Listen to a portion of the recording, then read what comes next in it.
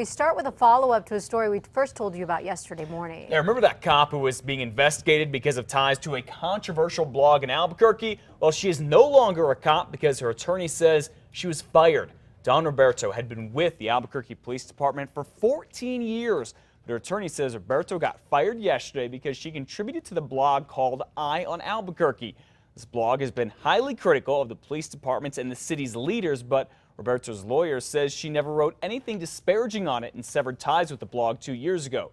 Roberto's attorney says his client was fired for lying and violating the police department's social media policy.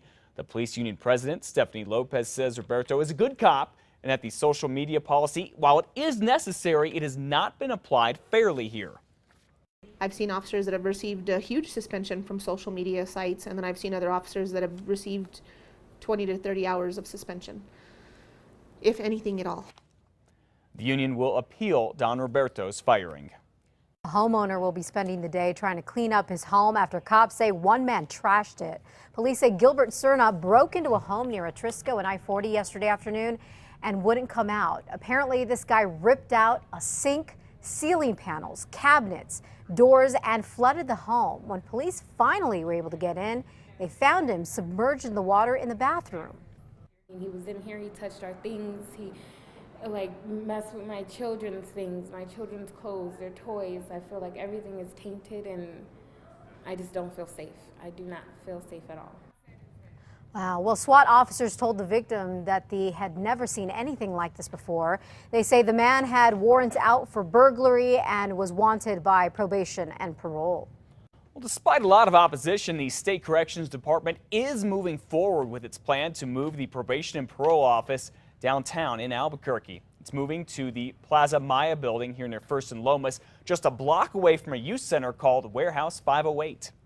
This whole corridor down here was supposed to be cultural, youth, arts, entertainment, theater, and all that. And then you take a 63,000 square foot building and you throw it into a state office that deals with people that have lots of different issues.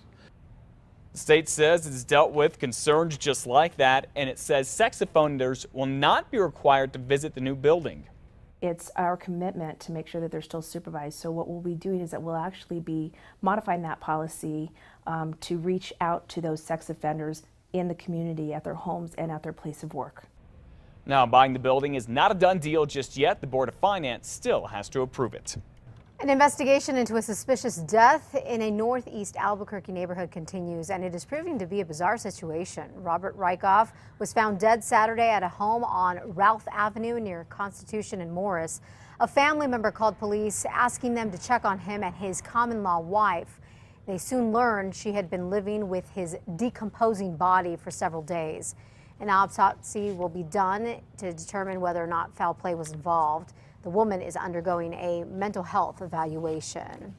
And we now know the two men behind Monday night's deadly double shooting in northwest Albuquerque were drinking and got into an argument before the shooting. Police say Henry Aragon shot his son-in-law, Antonio Trujillo, then called 911. The operator heard him yelling for Trujillo not to die.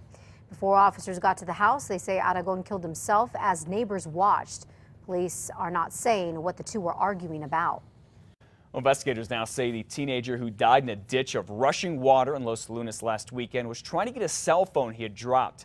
Matthew Mares is with 4 friends on Saturday. He was crossing a bridge here near Canal Road. He dropped his phone, and when he tried to get it, he fell in, got caught in the rushing water, and drowned. Medical investigators are now doing toxicology tests to see if Mares had been drinking. He was just 19 years old.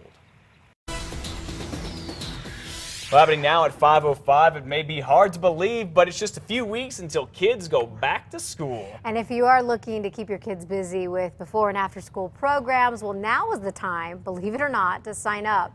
News 13's David Romero is live in the Newsplex with details. Hi, David. Morning, Elizabeth. Now, that's always the question that many parents are left with is what to do with the kids while they're still at work. Now, there's a number of programs for them left to choose from. But as popular as the programs are, that means they are also filling up fast.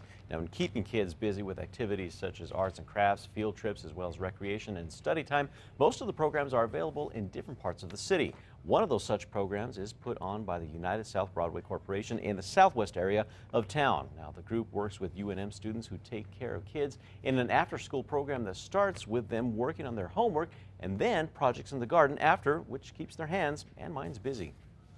I think it's essential for their learning and also for them connecting to their culture and their community in these neighborhoods. Some of the major programs are put on by the city and Bernalillo County. Now, those are usually the ones that fill up the quickest, so like your kids, do your homework first, figure out which one will be most suited to your schedule and where you are in town. Elizabeth, back to you. Hey, good to know, David. Cannot believe we are talking back to school already. By the way, there is a huge list of all of the locations David was talking about. You can find them all online, posted with the story at KRQE.com. Just click under the KRQE Mornings tab.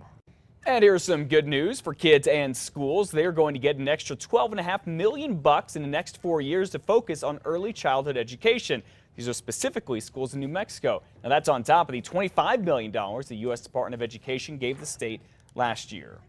And New Mexico is also getting $350,000 from the federal government. This is going to help clean up contaminated areas. The Environmental Protection Agency is giving the state the money as part of its $15 million it's spending all across the country. Now, in the past, this money has been used to clean up the Santa Fe rail yards and more.